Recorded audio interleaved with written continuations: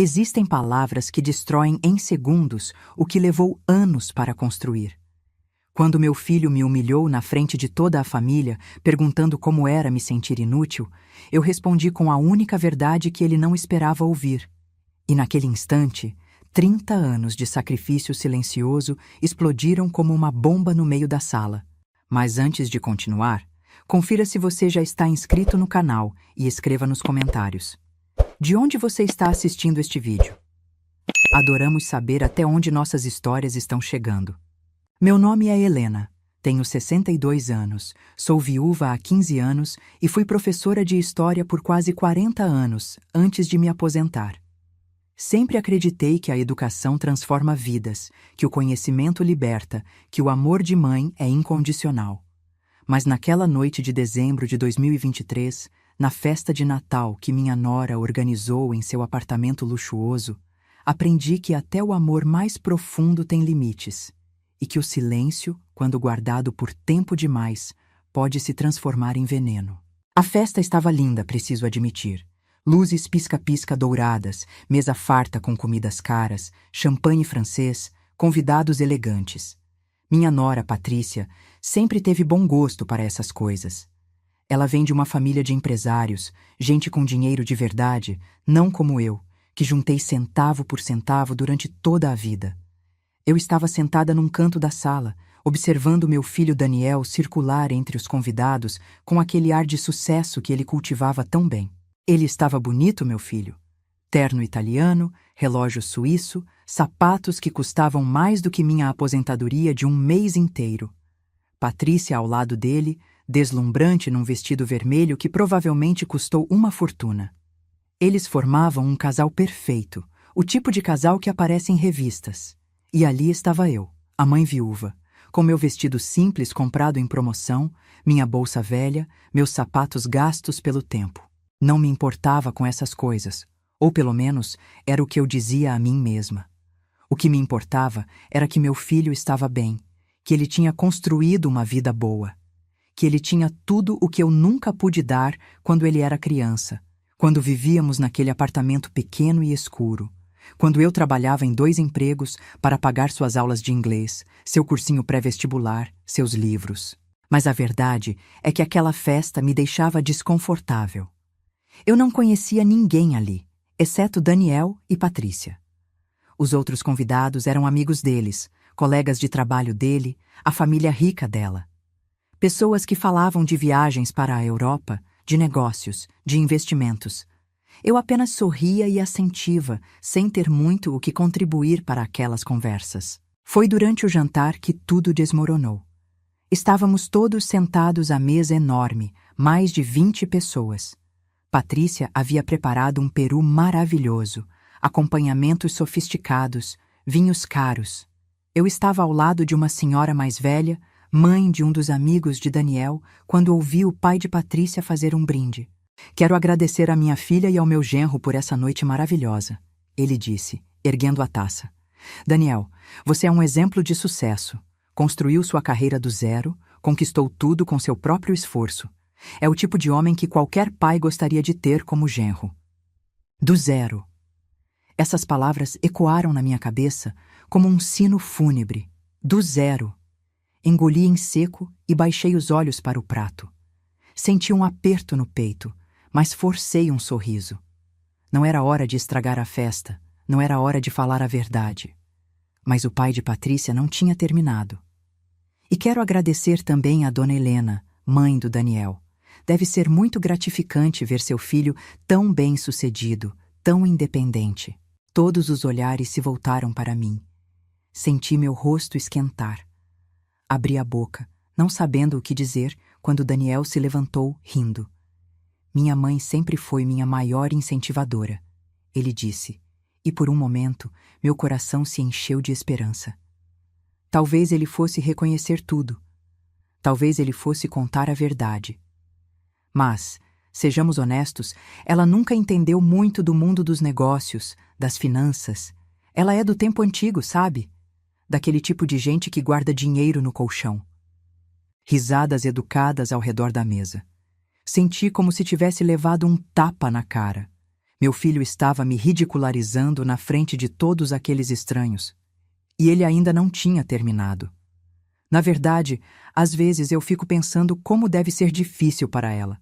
Ele continuou, tomando um gole de vinho. Viver só daquele saláriozinho de aposentada, numa casa velha, sem fazer nada de útil. Deve ser meio frustrante, não é, mãe? O silêncio que se seguiu foi ensurdecedor. Todos me olhavam, esperando minha resposta. Alguns com pena, outros com curiosidade mórbida. Patrícia tinha uma expressão estranha no rosto, algo entre constrangimento e satisfação. E então meu filho, meu único filho, a criança que eu carreguei no ventre, que eu amamentei, que eu criei sozinha depois que seu pai morreu, fez a pergunta que mudou tudo. Então, mãe, ele disse com um sorriso cruel nos lábios, como é se sentir completamente inútil? O tempo parou. Senti todas as células do meu corpo se congelarem. Olhei para aquele homem de terno italiano, com seu relógio suíço e seu sorriso arrogante, e por um momento não consegui reconhecê-lo como meu filho. Onde estava o menino que chorava em meu colo quando tinha pesadelos? Onde estava o adolescente que me prometia que um dia me daria uma vida melhor? Onde estava o homem que eu tinha criado com tanto amor e sacrifício? Por 8 anos eu tinha guardado um segredo. Por 8 longos anos eu tinha engolido meu orgulho, minha dor, minha indignação. 8 anos transferindo dinheiro todos os meses. 8 anos mentindo para minhas amigas sobre por que eu não podia viajar com elas, por que eu comprava sempre as coisas mais baratas, por que minha casa estava caindo aos pedaços enquanto meu filho vivia naquele apartamento luxuoso. 8 anos sendo invisível, sendo conveniente, sendo a mãe perfeita que nunca reclama, nunca exige, nunca incomoda. 8 anos sendo útil do jeito errado, sendo usada, sendo sugada até secar. E naquele momento, com 20 pares de olhos cravados em mim, com meu filho me chamando de inútil na frente de toda aquela gente, algo dentro de mim simplesmente quebrou. Não foi raiva, não foi ódio.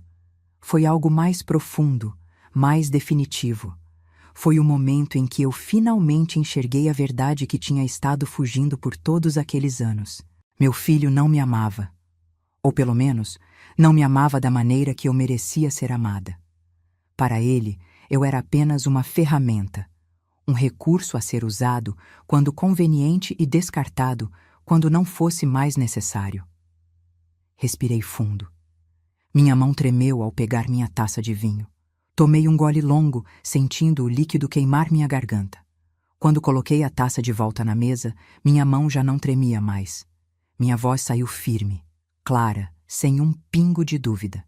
Como é se sentir inútil? Repeti, olhando diretamente nos olhos do meu filho. É mais ou menos como nunca mais ter que pagar o aluguel de outra pessoa. Vi a cor sumir do rosto dele. Vi Patrícia engasgar com o vinho. Vi o pai dela franzir a testa, confuso. E então, pela primeira vez em 8 anos, eu comecei a falar a verdade. Que aluguel? A voz de Patrícia cortou o silêncio como uma faca. Do que você está falando, sogra? Eu poderia ter parado ali. Poderia ter rido, fingido que era uma piada de mau gosto, mudado de assunto. Mas algo dentro de mim já tinha se despedaçado, e dos cacos nasceu uma coragem que eu não sabia que possuía. Do aluguel deste apartamento onde vocês moram, respondi calmamente, ainda olhando para Daniel. Do aluguel que eu pago há 8 anos, 15 mil reais por mês, todo santo dia 5, transferidos da minha conta para a do meu filho. 144 mil reais por ano. 1.152.000 reais no total. O silêncio que se seguiu foi diferente do anterior. Este era pesado, sufocante, carregado de choque e descrença. Patrícia tinha ficado branca como papel. O pai dela largou o garfo com um ruído metálico que ecoou pela sala. Daniel abriu e fechou a boca como um peixe fora d'água, sem conseguir articular uma palavra. Isso é mentira, Patrícia finalmente disse, sua voz trêmula. Daniel, diga a ela que isso é mentira. Mas Daniel não disse nada. Ele apenas olhava para mim com uma expressão que misturava pânico, raiva e algo que talvez fosse vergonha. Talvez. Eu não tinha certeza se meu filho ainda era capaz de sentir vergonha. Não é mentira, continuei, minha voz surpreendentemente firme. 8 anos atrás, meu filho veio até minha casa. Ele tinha acabado de conhecer você, Patrícia. Vocês iam se casar. E ele me disse que tinha encontrado este apartamento maravilhoso, perfeito para começar a vida de casados. Mas havia um problema. Fiz uma pausa, tomei outro gole de vinho. Todas as pessoas na mesa estavam paralisadas, como se eu estivesse contando uma história de suspense e elas não quisessem perder um único detalhe. O problema era que o aluguel custava R$ 25.000 por mês. E meu filho, apesar de ser engenheiro e trabalhar numa empresa boa, não ganhava o suficiente para pagar tudo sozinho. Mas ele tinha feito você acreditar que ganhava, Patrícia. Ele tinha mentido sobre seu salário, sobre sua situação financeira, sobre tudo. Vi Patrícia virar-se para Daniel, os olhos arregalados. Você mentiu para mim? Deixa ela terminar, Daniel disse entre dentes cerrados, seu rosto agora vermelho de raiva ou vergonha. Eu não sabia dizer. Ele me implorou para ajudá-lo, prossegui. Disse que era só temporário, só até ele conseguir um aumento, uma promoção. Disse que você vinha de uma família rica e que ele não podia decepcionar você. Disse que se você descobrisse a verdade, deixaria ele. E me fez prometer que eu nunca, jamais, contaria a você que eu estava ajudando. Olhei ao redor da mesa. Todos estavam chocados, mas de formas diferentes. A mãe de Patrícia parecia horrorizada. O pai parecia furioso. Os amigos pareciam constrangidos, como se estivessem assistindo a um acidente de carro e não conseguissem desviar o olhar. No começo, eu disse não. Eu tinha acabado de me aposentar. Minha pensão não era grande. Eu tinha planos para aquele dinheiro. Planos para consertar minha casa, para viajar um pouco, para viver meus últimos anos com algum conforto. Mas Daniel chorou. Meu filho, um homem de 30 anos, chorou na minha cozinha e me disse que sua vida acabaria se eu não o ajudasse. Fechei os olhos por um momento, lembrando daquela tarde. Lembrei do desespero no rosto do meu filho, das lágrimas escorrendo por suas bochechas, de como ele segurou minhas mãos e implorou. E lembrei de como meu coração de mãe, aquele coração tolo e generoso demais, derreteu. Eu concordei. Mas só por 1 ano, eu disse. Só até você se estabilizar. Daniel concordou, prometeu que seria apenas temporário. E me fez jurar que eu nunca contaria para ninguém. Especialmente não para você, Patrícia. Abri os olhos e olhei para minha nora. Ela estava chorando silenciosamente, rímel escorrendo pelo rosto. R$ 15.000 por mês. Ele pagaria 10.000, eu pagaria 15.000. Todo mês, sem falhar, eu transferia o dinheiro. E todo mês, meu filho me ligava para agradecer e prometer que logo, muito em breve, ele não precisaria mais da minha ajuda. Respirei fundo. A parte mais difícil ainda estava por vir. Mas 1 ano virou 2. 2 viraram 3. E sempre havia uma desculpa. Um carro novo que vocês precisavam comprar. Uma viagem que vocês tinham que fazer. Um curso caro que Patrícia queria fazer. Sempre algo que impedia meu filho de assumir o aluguel completo sozinho. Olhei para Daniel. Ele tinha a cabeça baixa, olhando fixamente para o prato. Suas mãos tremiam. Eu comecei a cortar gastos. Parei de consertar minha casa, mesmo quando o telhado começou a vazar. Parei de comprar carne, comia só arroz, feijão e ovo. Parei de ir ao médico regularmente porque não podia pagar os remédios. Cancelei minha TV a cabo, meu plano de celular melhor, tudo. Minha voz começou a tremer pela primeira vez, mas eu não ia parar agora. Minhas amigas me convidavam para viajar e eu inventava desculpas. Elas queriam me levar para almoçar em restaurantes e eu dizia que estava de dieta.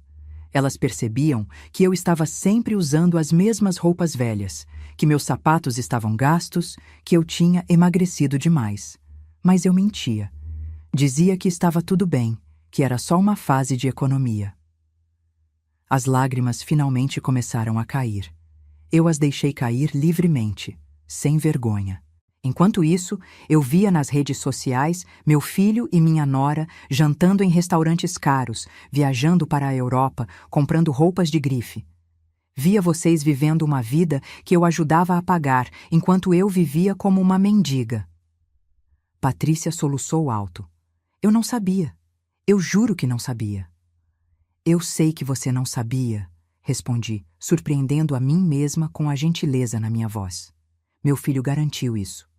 Ele construiu sua vida sobre uma mentira e me usou como alicerce dessa mentira. Há 2 meses, continuei, eu tive um problema de saúde sério. Meu coração. O médico disse que eu precisava fazer uma cirurgia que custaria 50 mil reais. 50 mil reais que eu não tinha, porque tinha dado tudo para meu filho. Liguei para ele, expliquei a situação, pedi ajuda. Fiz uma pausa, deixando o peso daquele momento preencher a sala. Sabe o que ele me disse? Ele disse que estava passando por dificuldades financeiras, que tinha acabado de trocar de carro, que não podia me ajudar naquele momento, mas que no mês seguinte ele tentaria. E então, mãe, ele disse, você não esqueceu do aluguel deste mês, né? Preciso que você deposite até amanhã. Um gemido escapou de alguém na mesa. Não sei quem foi. Naquela noite, deitada na minha cama, olhando para o teto rachado da minha casa velha, eu finalmente entendi. Meu filho não ia mudar. Ele nunca tinha planejado assumir o aluguel sozinho. Ele tinha me transformado numa fonte permanente de dinheiro, num banco particular que ele podia sacar quando quisesse. E então eu tomei uma decisão, continuei, limpando as lágrimas que insistiam em cair. Eu vendi uma joia que tinha guardado, um anel de ouro que minha mãe tinha me deixado. Com esse dinheiro, fiz a cirurgia. E no mês seguinte, pela primeira vez em 8 anos, não transferi o aluguel. Lembrei-me perfeitamente daquele dia.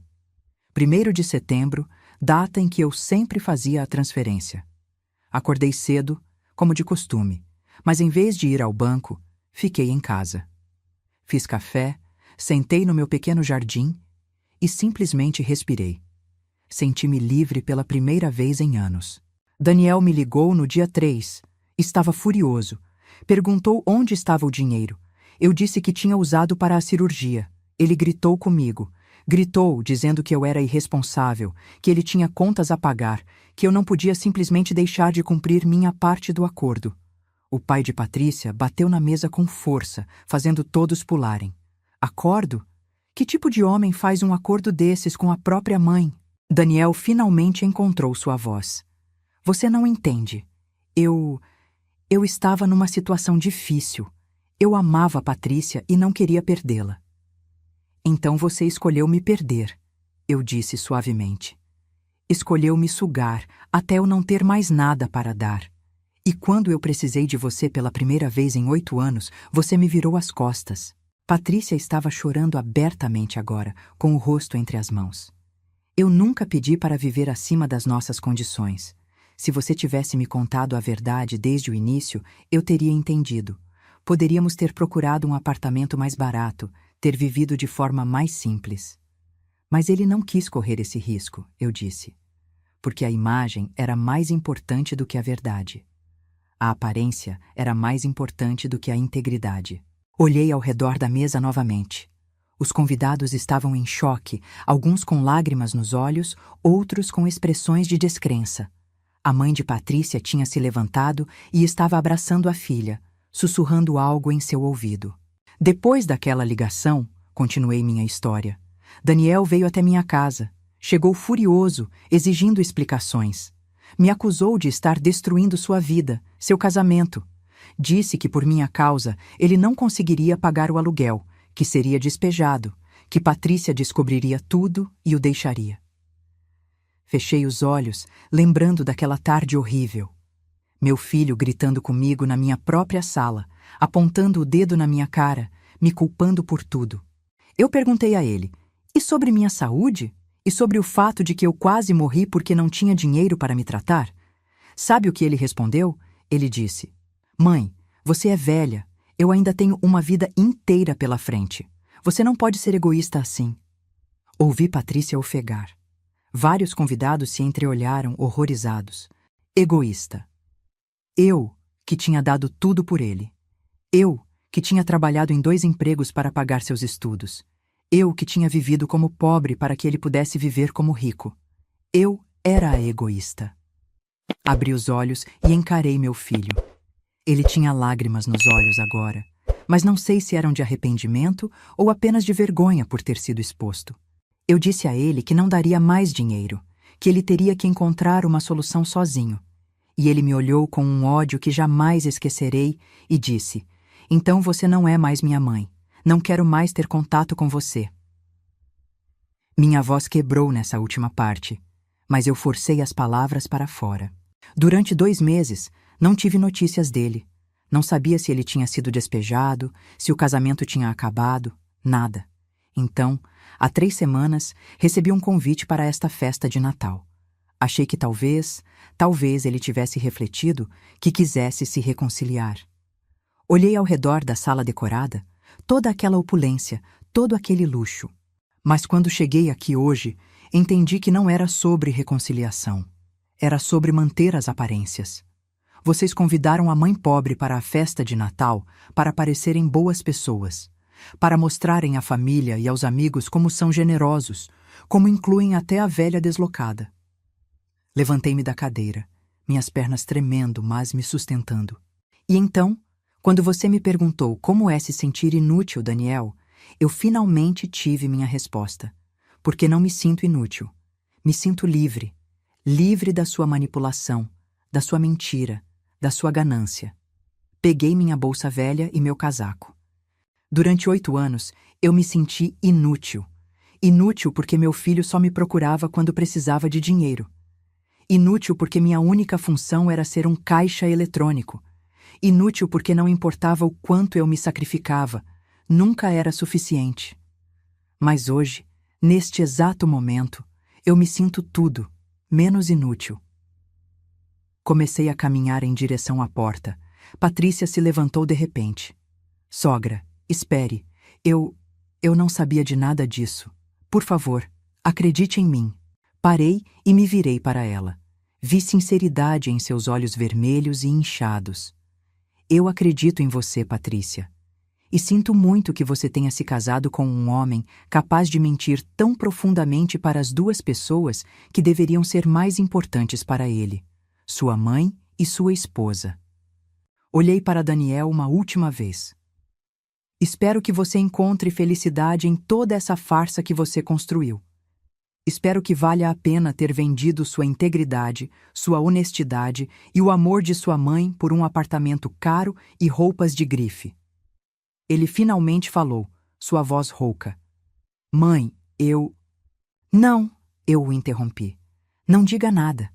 Não há nada que você possa dizer agora que mude o que você fez. Não há desculpa que justifique 8 anos de exploração. Você me tornou invisível, me transformou em apenas uma fonte de dinheiro.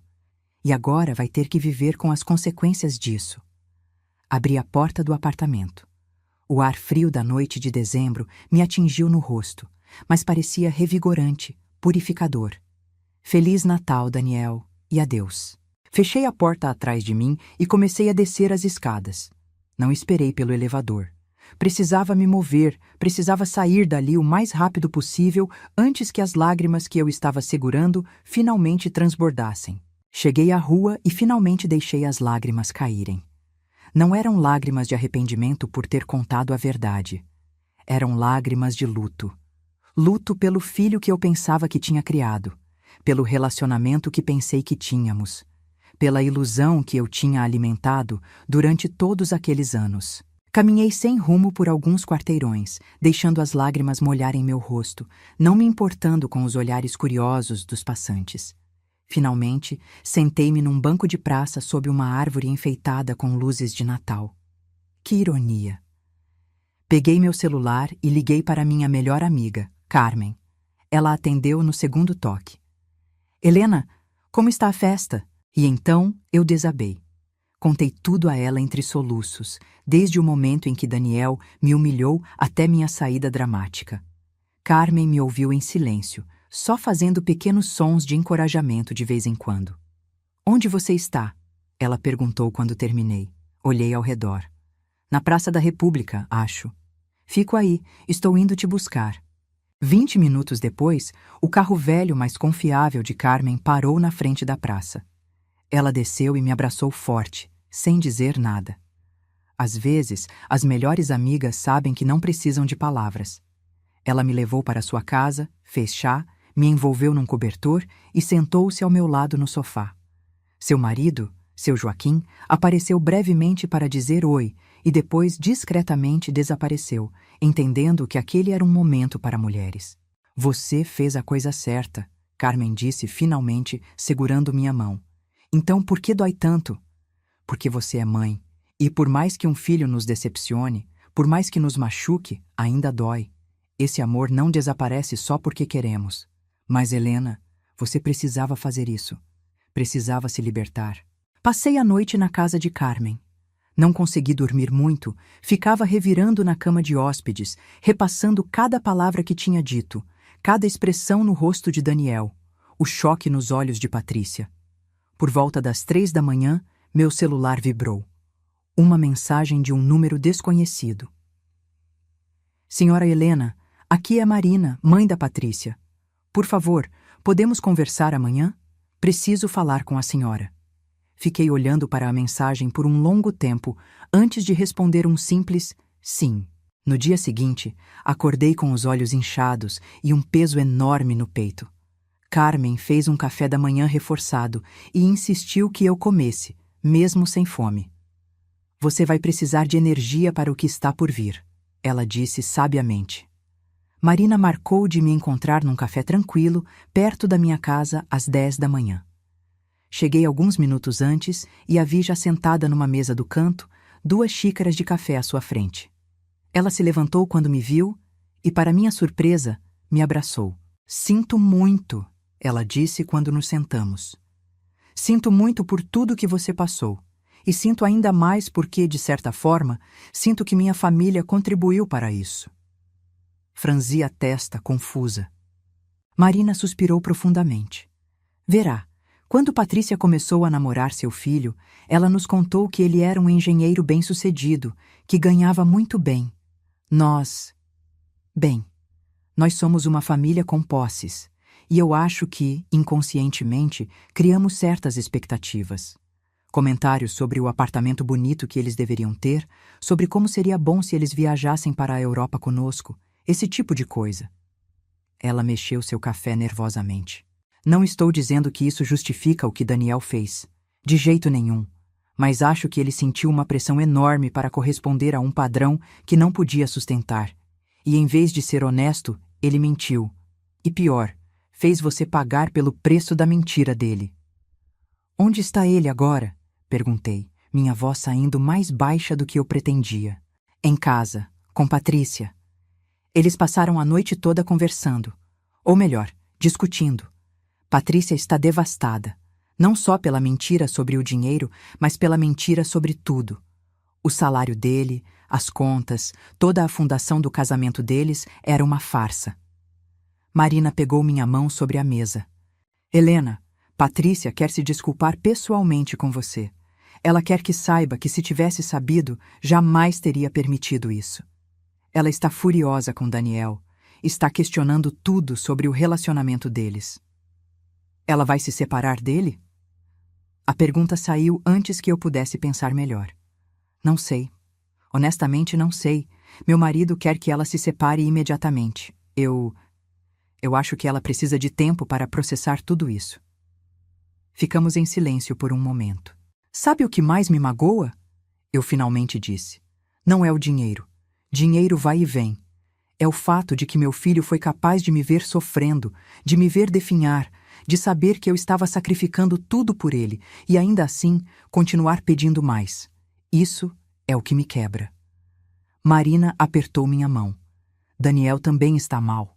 Pelo que Patrícia me contou, ele passou a noite chorando, dizendo que não sabia como as coisas tinham chegado a esse ponto, que nunca quis machucar você. Mas ele machucou, eu disse simplesmente. E não sei se consigo perdoar isso. Os dias que se seguiram àquela noite foram os mais estranhos da minha vida. Meu telefone não parava de tocar. Mensagens de parentes distantes que eu nem sabia que tinham meu número, conhecidos da época em que eu ainda dava aulas, até algumas ex-alunas que descobriram o que havia acontecido através da infalível rede de fofoca de bairro. Todos queriam saber dos detalhes, oferecer apoio, alguns até ofereceram dinheiro.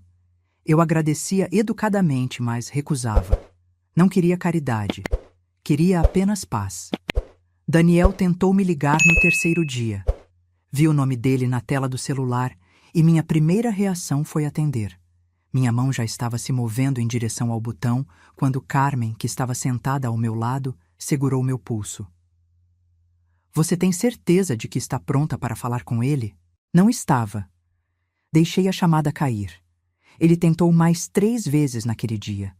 Depois começaram as mensagens. Mãe, por favor, atenda. Preciso falar com você. Eu sei que estraguei tudo. Deixa eu explicar. Não consigo dormir. Não consigo comer. Por favor, mãe.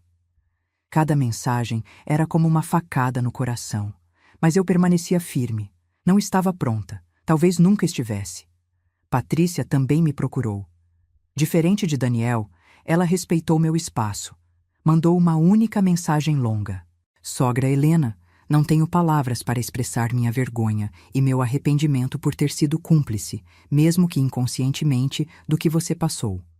Passo o dia inteiro repassando na minha cabeça todos os momentos em que você veio nos visitar com presentes simples, enquanto nós vivíamos no luxo.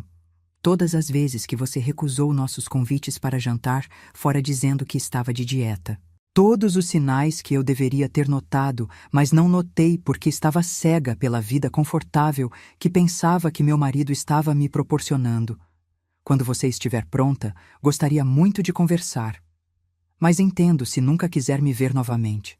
Só saiba que estou profundamente arrependida. Chorei quando li aquela mensagem. Chorei porque vi sinceridade nela. Patrícia não era má pessoa. Ela tinha sido tão enganada quanto eu, só que de maneira diferente. Foi Carmen quem finalmente me convenceu a pelo menos ler as mensagens que Daniel continuava mandando. No 7º dia após a festa, sentei-me com uma xícara de chá e abri a conversa dele. Havia dezenas de mensagens. Algumas eram desculpas genéricas. Outras eram mais específicas, falando sobre como ele tinha se deixado levar pela pressão social, pelo desejo de corresponder às expectativas. Havia também mensagens de desespero, dizendo que Patrícia mal falava com ele, que estava pensando em se separar, que ele estava prestes a perder tudo. E então havia a última mensagem, enviada naquela manhã. Mãe, eu entendo se você nunca me perdoar. Eu não me perdoo. Quando olho no espelho, não reconheço o homem que me tornei. Transformei a mulher que me deu a vida, que sacrificou tudo por mim, em apenas uma fonte de dinheiro. Roubei seus anos de paz que você deveria estar vivendo agora. E por quê? Por orgulho? Por medo? Por ganância? Não sei mais. Só sei que destruí as 2 pessoas mais importantes da minha vida, você e Patrícia. E não sei como consertar isso, ou se é possível consertar. Coloquei o celular de lado e olhei pela janela da minha pequena casa. O jardim estava precisando de cuidados. O telhado ainda vazava quando chovia. A pintura estava descascando nas paredes. 8 anos de negligência, enquanto eu despejava meu dinheiro num apartamento que nem era meu. Você vai responder?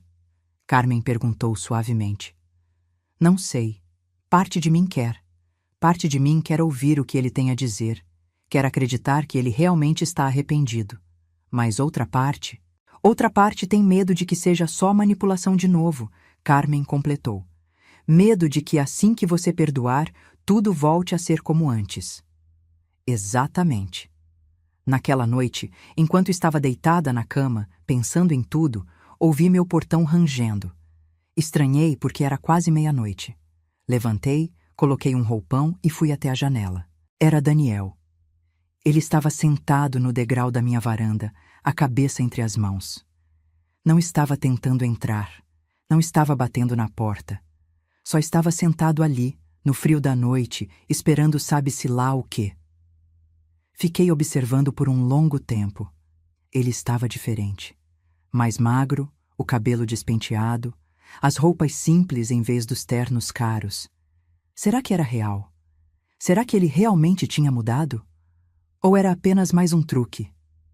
Mãe, você sabe que horas são? Minha voz saiu mais dura do que eu pretendia. Eu sei. Desculpa. Eu só precisava estar perto de você. Não necessariamente falar com você, só estar perto. Sei que não tenho direito de pedir nada, mas... Ele pareceu um menino perdido naquele momento. Um menino assustado e arrependido. Contra todo o meu bom senso, contra todos os avisos da minha cabeça, meu coração de mãe se apertou. Entre, eu disse, mas só porque está frio lá fora e você vai pegar uma pneumonia se ficar aí. Ele entrou devagar, como se tivesse medo de que eu mudasse de ideia. Fiz chá para nós dois e nos sentamos à mesa da cozinha, a mesma mesa onde ele tinha me pedido ajuda 8 anos atrás. Fale, eu disse, mas me diga a verdade. Toda a verdade, sem enfeites, sem desculpas. E ele falou. Daniel começou a falar e as palavras saíram como uma barragem que finalmente se rompeu. Ele contou sobre como tinha conhecido Patrícia, sobre como tinha se apaixonado por ela no primeiro encontro, sobre como tinha ficado intimidado pela família rica dela. Quando ela me levou para conhecer os pais dela pela primeira vez, ele disse, mexendo o chá nervosamente. Eu me senti tão pequeno, mãe. A casa deles é enorme, cheia de obras de arte, móveis importados.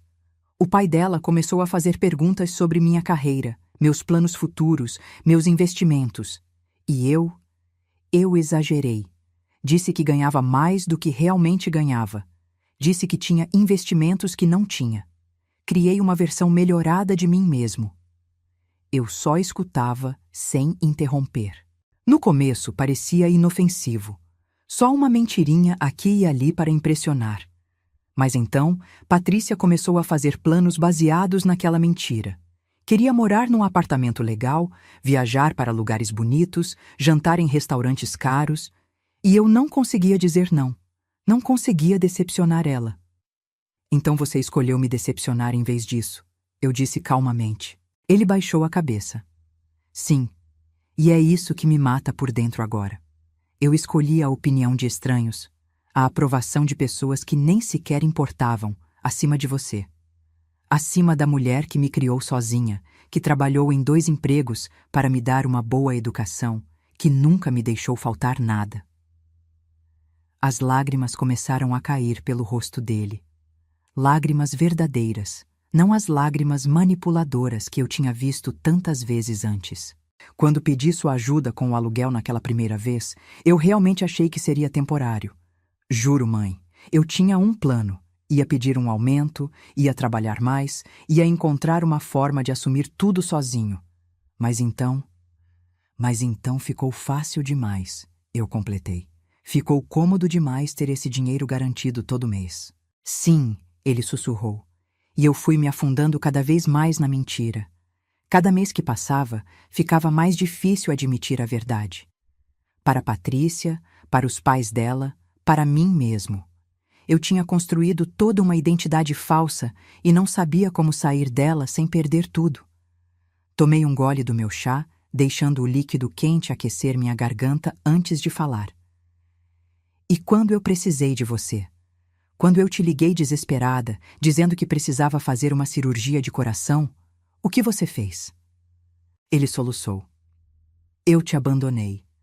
No momento em que você mais precisava de mim, eu te virei as costas, porque estava mais preocupado com um pagamento de carro do que com a saúde da minha própria mãe. O silêncio que se seguiu foi pesado. Eu podia ouvir o relógio da cozinha marcando os segundos, cada tique um lembrete do tempo perdido, das oportunidades desperdiçadas, do relacionamento destruído. Patrícia vai te deixar? Perguntei finalmente. Daniel enxugou os olhos com as costas da mão. Não sei. Ela está destruída, mãe. Não só por causa do dinheiro, mas porque ela percebeu que nosso casamento inteiro foi construído sobre mentiras. Ela não sabe mais o que é real e o que é falso. E eu não posso culpá-la por isso. O que você vai fazer? Já comecei a fazer mudanças. Coloquei o apartamento para alugar. Vou mudar para um lugar muito mais barato. Vendi o carro. Cortei todos os gastos supérfluos. Comecei a ver um terapeuta para entender como eu deixei as coisas chegarem a esse ponto. Ele olhou para mim com os olhos vermelhos e inchados. E principalmente, mãe, eu quero te pagar de volta, cada centavo. Sei que vai levar anos, talvez décadas, mas eu vou fazer isso. Vou trabalhar quantos empregos forem necessários. Eu não quero seu dinheiro, eu o interrompi. Ele ficou confuso. Mas é seu. Você merece o que eu mereço, eu disse devagar, escolhendo cada palavra cuidadosamente. É respeito, é honestidade, é ser tratada como sua mãe, não como seu banco. Se você realmente quer fazer as pazes comigo, não é com dinheiro que você vai conseguir. Então como? Me diz como, mãe, porque eu faria qualquer coisa para consertar isso. Respirei fundo. Primeiro, você precisa consertar sua vida. Precisa aprender a viver dentro das suas possibilidades, a ser honesto com Patrícia, a construir um relacionamento baseado na verdade. Você precisa se tornar o homem que eu achei que tinha criado. Ele acenou com a cabeça, ouvindo atentamente. E então, talvez, com o tempo, possamos reconstruir nosso relacionamento. Mas vai ser diferente. Não vai mais ser aquela coisa de você só aparecer quando precisa de algo. Vai ter que ser real, autêntico. E vai levar tempo, muito tempo. Eu entendo, ele disse. E eu esperarei o tempo que for necessário. Vou provar para você que mudei, mãe. Não com palavras, mas com ações. Ele ficou mais alguns minutos tomando o chá e então se levantou para ir embora. Mãe, ele disse na porta, obrigado por me deixar entrar. Obrigado por me ouvir. Sei que não merecia. Depois que ele saiu, fiquei sentada na cozinha por um longo tempo, olhando para a xícara de chá dele, ainda meia cheia sobre a mesa. Parte de mim queria acreditar nele, queria acreditar que a mudança era real. Mas outra parte, a parte que tinha sido machucada e traída, permanecia cética. Só o tempo diria. Os meses seguintes foram uma jornada de cura, tanto para mim, quanto, aparentemente, para Daniel. Ele cumpriu sua palavra, mudou-se para um apartamento pequeno e simples, vendeu o carro caro, começou a viver de forma modesta. Patrícia, depois de muita terapia de casal, decidiu dar uma chance ao casamento, mas sob condições claras, honestidade total e transparência financeira. Daniel começou a me visitar uma vez por semana. No começo, eram visitas curtas e tensas, conversas superficiais sobre o tempo, sobre seu trabalho, sobre nada de importante. Mas aos poucos, muito aos poucos, começamos a reconstruir algo. Ele não veio de mãos vazias implorando perdão. Em vez disso, veio oferecendo ajuda prática. Consertou meu telhado que vazava. Pintou a parte externa da casa. Arrumou o jardim. Tudo sem eu pedir, sem esperar nada em troca. Deixa eu fazer isso, ele dizia quando eu protestava. Não é para te pagar de volta. É porque eu quero, porque você é minha mãe e sua casa precisa de cuidados. Carmen observava essas mudanças com cautela. Estou feliz que ele está tentando, ela dizia. Mas fique atenta. Tenha certeza de que não é só uma performance até ele precisar de algo novamente. Mas os meses passaram e Daniel continuou aparecendo, continuou ajudando, continuou sendo presente sem pedir nada. Começou a me ligar apenas para perguntar como eu estava, sem segundas intenções. Começou a me incluir em almoços de domingo com ele e Patrícia, em ambientes simples, sem ostentação. Patrícia, por sua vez, tornou-se uma surpresa agradável. Ela passou a me visitar sozinha às vezes, trazendo bolos que ela mesma fazia, perguntando sobre minha vida, minha saúde, minhas histórias. Ela estava genuinamente interessada em me conhecer como pessoa, não apenas como a mãe do marido dela. Sabe, ela me disse num desses encontros, eu cresci com tanto que nunca valorizei o suficiente. Sempre achei que o amor se demonstrava com presentes caros, jantares em restaurantes chiques, viagens internacionais. Mas vendo você, vendo como você amou o Daniel com tão pouco, como você se sacrificou sem esperar reconhecimento, eu aprendi o que é amor de verdade. Um dia, 6 meses depois daquela festa fatídica, Daniel apareceu na minha casa com um envelope grosso nas mãos. "O que é isso?" perguntei. "Abre", ele disse simplesmente. Dentro do envelope havia um contrato, um acordo formal, reconhecido em cartório, onde Daniel se comprometia a me pagar R$ 1.000 por mês pelos próximos 20 anos. Não era muito, não cobria nem de perto o que eu tinha dado a ele, mas o gesto em si significava algo. "Eu sei que você disse que não queria o dinheiro de volta", ele disse rapidamente quando viu minha expressão. "Mas eu preciso fazer isso, não por você, mas por mim. Preciso saber que estou fazendo o que é certo, que estou assumindo responsabilidade pelos meus erros." Olhei para o documento, para as assinaturas, para os termos cuidadosamente descritos. "E se eu não aceitar? Então, eu vou depositar numa conta poupança em seu nome mesmo assim. Mas prefiro que você aceite, porque isso faz parte da minha cura, do meu processo de me tornar um homem melhor." Acabei aceitando. Não pelo dinheiro em si, mas porque entendi que Daniel precisava daquilo para seguir em frente. Com o tempo, nosso relacionamento começou a parecer algo novo. Não era o mesmo que tínhamos antes. Aquilo estava quebrado e não podia ser colado de volta. Mas era algo diferente, talvez até melhor em alguns aspectos. Era baseado em honestidade, em respeito mútuo, em limites claros. Eu tinha aprendido a dizer não.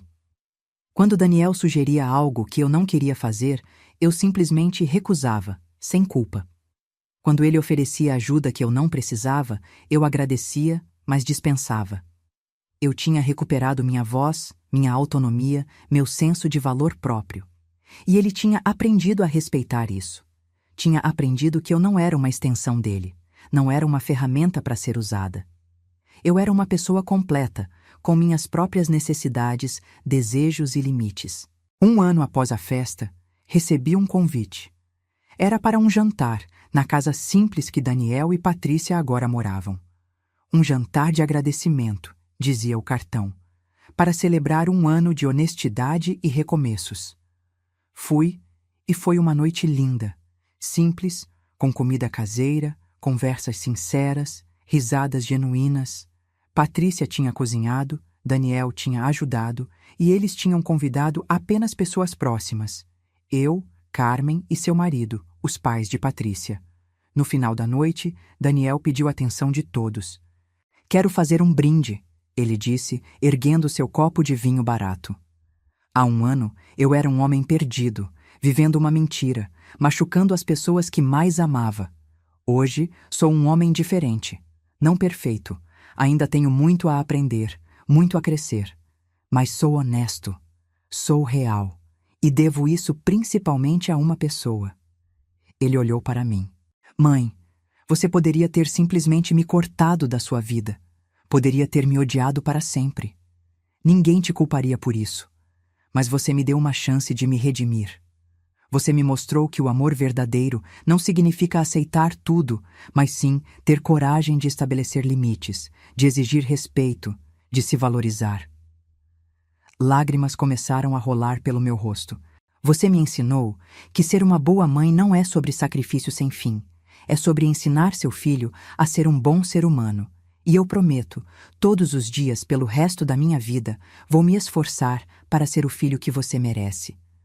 Todos brindaram, e eu senti algo que não sentia há muito tempo. Esperança. Hoje, 2 anos depois daquela noite de dezembro que mudou tudo, sento-me no meu pequeno jardim que Daniel ajudou a restaurar, tomando meu café da manhã e refletindo sobre tudo o que aconteceu. Minha casa está consertada. O telhado não vaza mais. As paredes estão pintadas com uma cor alegre que eu escolhi. O jardim está florido. Tenho dinheiro na poupança novamente. Não muito, mas o suficiente para me sentir segura. Os depósitos mensais de Daniel ajudam, mas mais do que isso, o fato de ter parado de sangrar dinheiro para sustentar a mentira de outra pessoa fez toda a diferença. Minha saúde melhorou. Posso pagar meus remédios agora, posso fazer meus check-ups regulares. Voltei a fazer as coisas que gosto. Meu clube de leitura com as amigas, minhas caminhadas matinais, meus cursos online sobre história. Daniel e Patrícia estão bem. O casamento deles sobreviveu, mas transformado. Eles vivem simplesmente mais felizes. Trabalham duro, poupam dinheiro, fazem planos realistas. Tiveram um bebê há 3 meses, uma menina linda que batizaram de Helena, em minha homenagem. Quando Daniel me pediu permissão para usar meu nome, eu chorei. Quero que ela cresça conhecendo a mulher forte que você é, ele disse. Quero que ela aprenda com você o que é dignidade, o que é amor próprio, o que é ter coragem de se defender.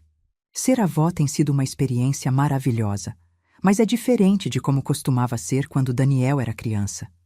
Agora eu ajudo quando quero ajudar, visito quando quero visitar, mas também mantenho minha vida, meus hobbies, minha independência. E Daniel respeita isso. Às vezes me pergunto, e se eu não tivesse explodido naquela noite? E se eu tivesse continuado calada, continuado pagando, continuado sendo invisível? Provavelmente estaria em situação ainda pior agora, talvez até doente demais para me cuidar, totalmente dependente de um filho que não me valorizava. Aquela noite foi horrível, dolorosa, humilhante, mas também foi libertadora.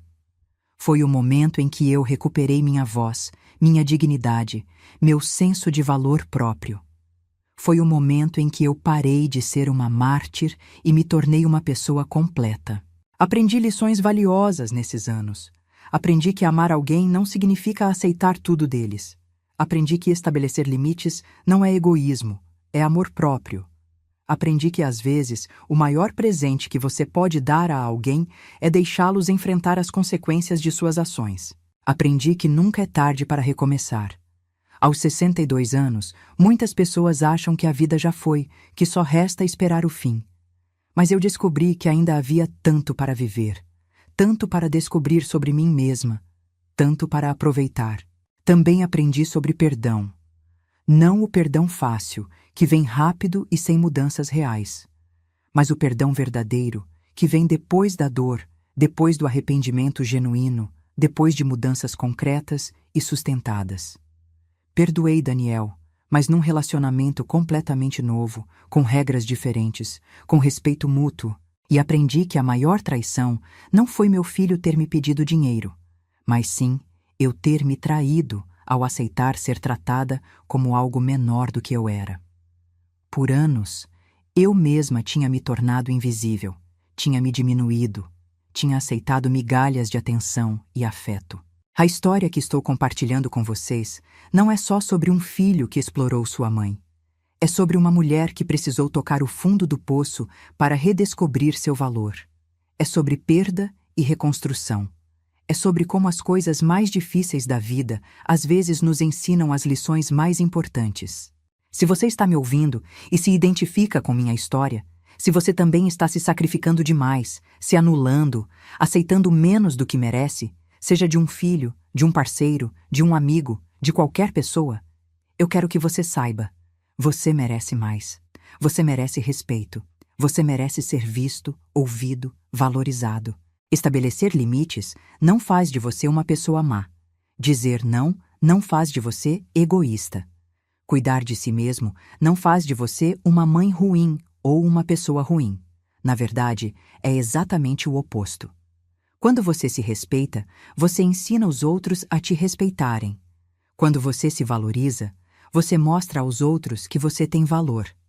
Quando você estabelece limites saudáveis, você cria relacionamentos mais saudáveis. Olho para minha netinha Helena dormindo tranquilamente no berço ao meu lado. Daniel e Patrícia me pediram para ficar com ela por algumas horas hoje. E penso em que tipo de mulher eu quero que ela se torne. Quero que ela seja forte, mas gentil. Quero que ela seja generosa, mas que saiba seus limites. Quero que ela ame profundamente, mas que nunca se perca no amor. E mais importante, quero que ela saiba que nunca é tarde para se defender, para se valorizar, para exigir o respeito que merece. Que ela nunca aceite ser invisível, não importa quem esteja tentando apagar sua luz. A pequena Helena acorda e me olha com aqueles olhos imensos e curiosos. Pego ela no colo e começo a cantarolar uma canção de ninar, a mesma que cantava para o pai dela quando era bebê.